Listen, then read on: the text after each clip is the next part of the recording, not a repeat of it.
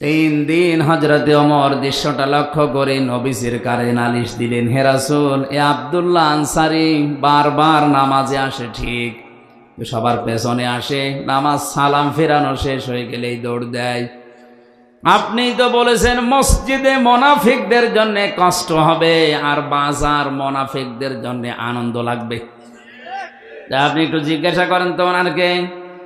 আল্লাহর নবী বলেন, আন্দাজে কোনো কথা বলা, ধারণা করা ঠিক না, চলো দেখি। 4 জন সাহাবী নিয়ে নবীজি তার বাড়ির সামনে গিয়ে সালাম দিলেন, আসসালামু আলাইকুম ইয়া আহলাল বাড়ি। বাড়ির ভেতর থেকে 3 বার সালাম দেওয়ার পরে হযরতে আব্দুল্লাহ কাঁপতে কাঁপতে বের হয়ে আসলেন।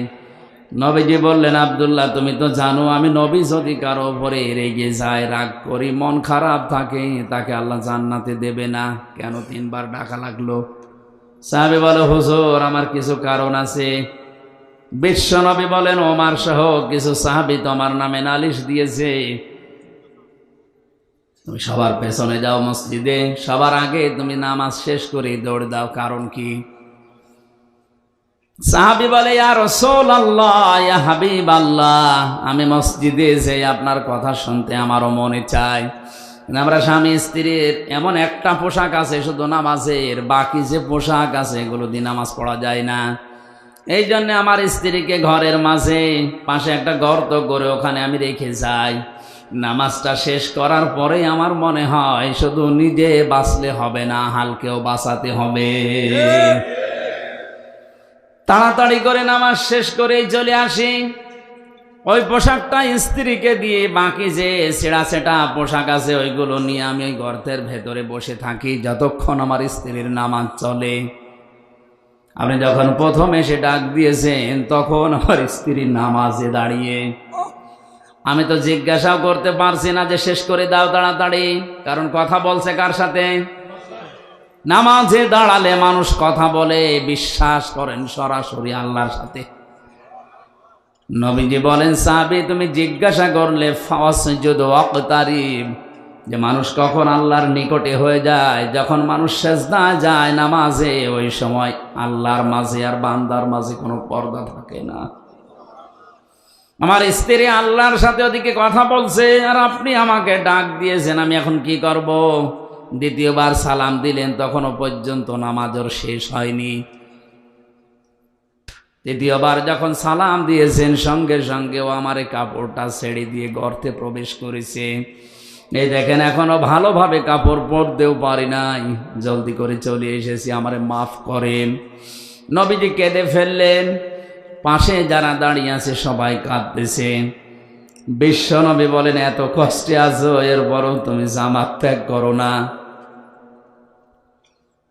উঠানের দিকে তাকিয়ে দেখলেন একটা শিশু বাচ্চাকে 8-10 বছর বয়স হবে, শিকল দিয়ে চেন দিয়ে বেঁধে রেখেছে গাছের সাথে। নবীজি বললেন, তোমার কথা শুনে আমার ভালো লেগেছে, কিন্তু বাচ্চার উপরে জুলুম করো কেন? সাহাবী বলে, ইয়া রাসূলুল্লাহ, এ বাচ্চাটা আমার। ওই যে একটা খেজুর গাছ দেখতে পাচ্ছেন বাঁকা, ওটা আমার না, ওটা ইহুদির বাগানের, বাঁকা হয়ে আমার উঠানের উপরে এসেছে। পাকা খেজুর ওখান থেকে পড়ে, এই কারণে আমার ছেলেটাকে আমি বেঁধে রাখি, কারণ আমি কর্মজীবনে বাইরে গেলে আমার স্ত্রী ছোটাছুটি করতে পারে না, ছোট মানুষ না বুঝে ইহুদির বাগানের খেজুর খেয়ে ফেলবে। আমি আপনার মুখে শুনেছি, লা তাদখুলুল জান্নাতা জাসাদুন গুজিয়া বিল হারাম, ওই শরীর জান্নাতে যাচ্ছে না, যাবে না। তাদখুল মুজারে, বর্তমান ভবিষ্যৎ, প্রেজেন্ট ফিউচার। জান্নাতে ওই শরীর যাচ্ছে না, যাবে না, কখনোই যাওয়া সম্ভব না। জাসাদুন গুজিয়া বিল হারাম, যার এই 3.5 হাত বডি হারাম দিয়ে লালিত পালিত হয়। আমি আপনার মুখে এটাও শুনেছি, কারো জিনিস না বলে নেওয়া, না বলে খাওয়া, এর নাম চুরি, এর নাম চুরি। আরো জোরে বলেন। আপনার এই কথাগুলো আমার মাঝে মাঝেই মনে হয়, এ কারণে আমার সন্তান না বলে ইহুদির বাগানের খেজুর খাওয়া, তার মানে চুরি করে খাওয়া হবে। একটা হারাম জিনিস খেয়ে ওর শরীরে রক্ত মাংস তৈরি হবে, ওটা জান্নাতের জন্য হারাম হয়ে যাবে, জাহান্নামের জন্য ওয়াজিব হয়ে যাবে। এই কারণে ছেলেটাকে আমার কষ্ট হয়, বেঁধে রাখি যতক্ষণ আমি কর্মজীবনে থাকি।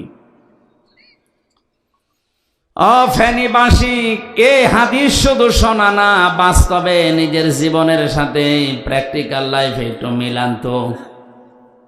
তারা নবীকে ভালোবেসেছে, মহাব্বত করেছে অনুসরণের মাধ্যমে তার কথাকে। কথা বলে না কেন?